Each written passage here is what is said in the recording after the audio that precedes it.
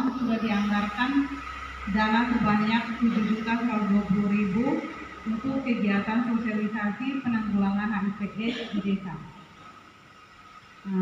Dan peran WPA di desa Silawan itu selalu kerjasama dengan pemerintah desa maupun puskesmas untuk kegiatan sosialisasi HIV/AIDS.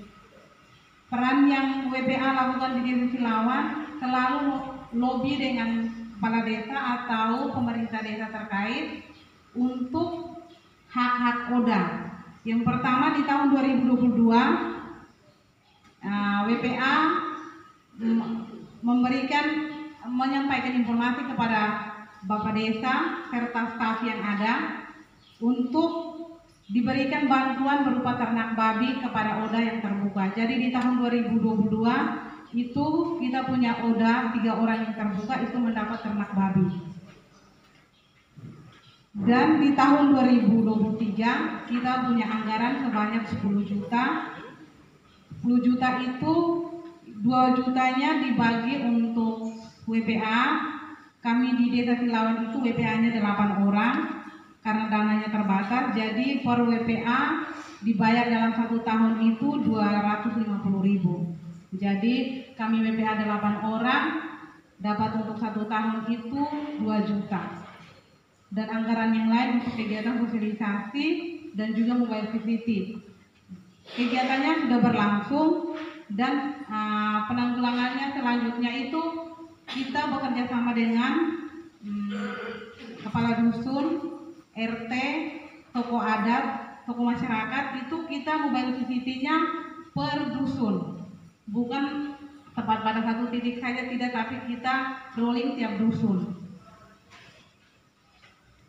Dan pada tanggal 27 Mei baru-baru kami WPA berusaha untuk teman ODA mendapatkan bantuan BLT. Sebenarnya bantuan BLT itu untuk lansia, tetapi karena kebutuhan ODA kita yang statusnya janda dan memiliki 4 orang anak, jadi kita berusaha kerja keras, tetap pendekatan dengan kepala desa untuk bisa memfasilitasi teman kita untuk mendapat bantuan BLT. Jadi di tanggal 27 Mei 2023, saudara kita Marsiana Alves Korea mendapat bantuan BLT per bulannya 300.000. Jadi BLT-nya itu diterima 3 bulan. Jadi totalnya 900.000.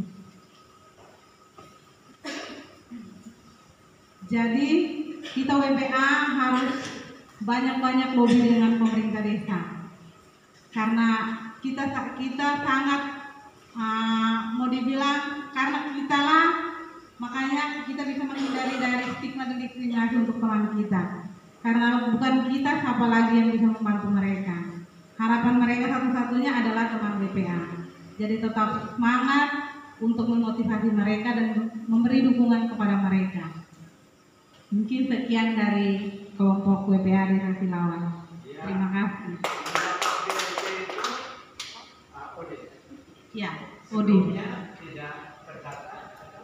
Dulu waktu COVID kita teman ODIF itu juga dapat. Tetapi karena untuk di tahun 2023 itu BLT-nya khusus untuk lansia, bukan untuk masyarakat yang pada umumnya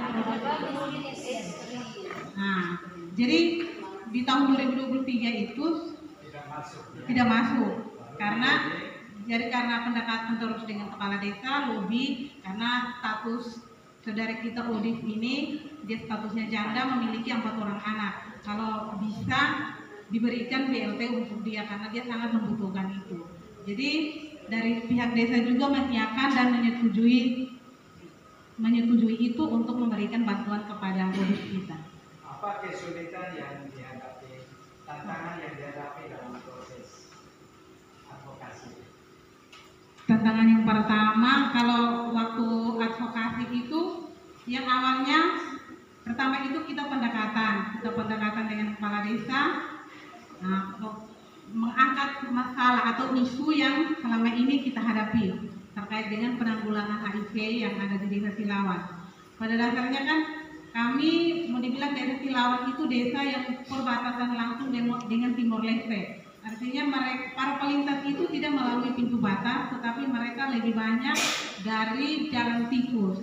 Artinya mereka tidak mau kalau lewat pintu batas kan dia punya peraturannya terlalu ketat, makanya mereka lebihnya itu jalan pintas supaya kan tidak bisa tidak terlalu banyak keluar biaya. Makanya dari situ kan kadang para pelintas itu kita tidak tahu tujuannya kemana dan mau ke siapa, tetapi kebanyakan yang kita dapat informasi dari tetangga sebelah kalau mereka mau dibilang punya simpanan di sini.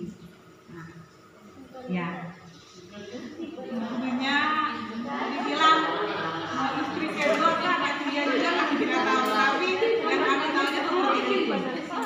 Makanya kami selalu lobby ke Bapak Desa, kalau bisa kegiatan HIV ini jangan dalam 1 tahun 1 kali saja, kalau bisa lebih dari 1 kali, karena isu HIV itu sangat penting. Karena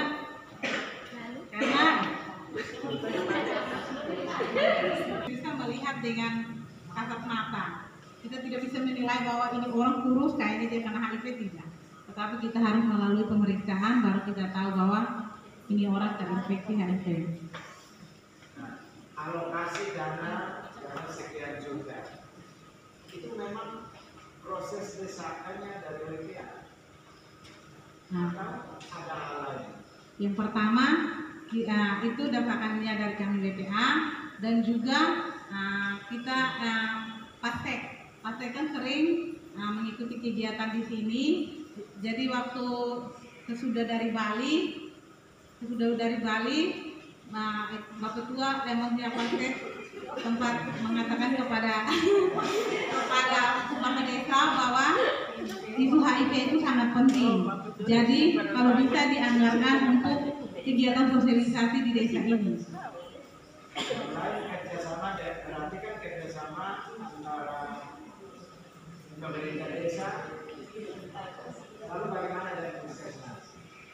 Kalau dengan puskesmas biasanya terkait dengan anggaran yang dari desa anggarkan untuk kegiatan sosialisasi, biasanya kalau mau ada kegiatan sebelum 1 hari sebelum kegiatannya dimulai, kita selalu koordinasi dengan puskesmas untuk kegiatan sosialisasi. Berarti poinnya lobby menjadi kunci ya, pertemuan informal ya, termasuk juga yang dari Dua Laut tadi, bahwa pendekatan informal ternyata cukup efektif untuk pihak pemerintah memperhatikan kebutuhan daripada WPA maupun dari teman-teman KDS. Pertemuan formal ada tidak dengan pemerintah desa, puskesmas? Yang secara resmi berkumpul membahas isu ini, isu HIV. Kalau pertemuan informal itu biasanya kita saat musden. Terlibat di musden. Jadi di situ kan ada rankingannya. Jadi ada poin-poin tertentu. Jadi di situ kita waktu itu saya pada saat musden oleh KDS di Desa Dua Laut adalah menyampaikan aspirasi secara formal dan informal di kecamatan dan kepala Desa Dua Laut untuk dana mengenai isu HIV di Desa Dua Laut, kemudian bantuan kepada modif yang berbentuk ternak dan lain-lain. Yang kedua adalah apa peran dalam kegiatan yang dilakukan bersama.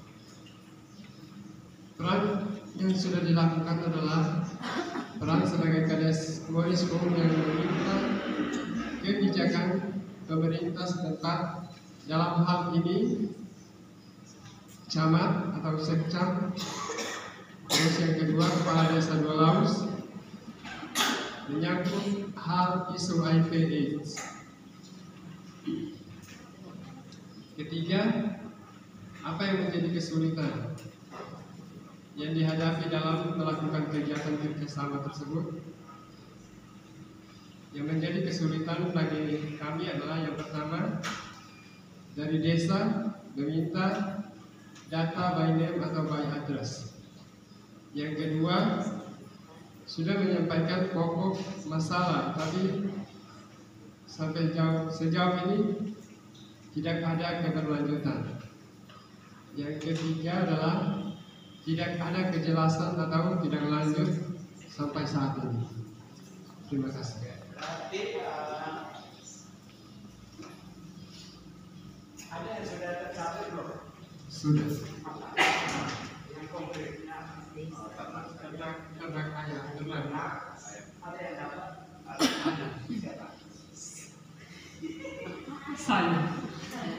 Dapat karena hasil lebih formal atau ketiban rezeki? Kalau itu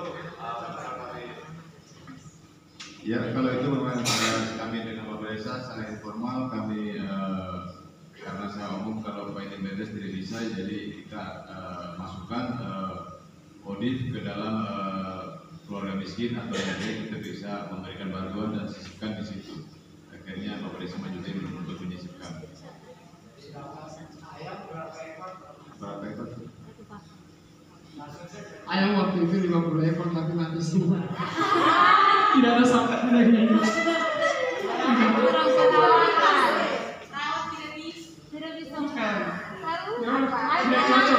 Tidak cocok di ayam kampus.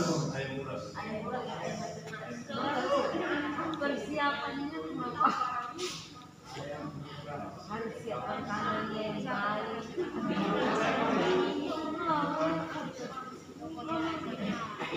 Itu sudah terrealisasi.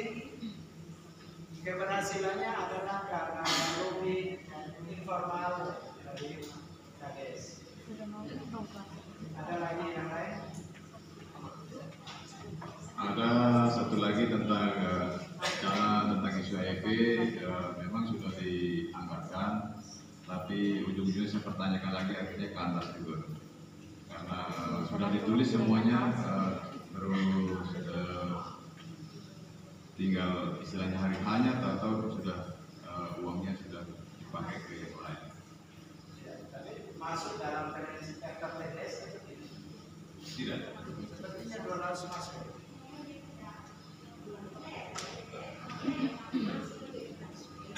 Karena data dari sini ini kita proses di P3MD, karena P3MD kan memberikan data ke kita itu desa dolar termasuk yang anggaran.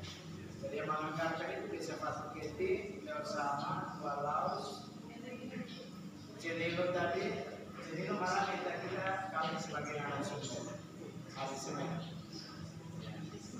Tapi itu kita klarifikasi.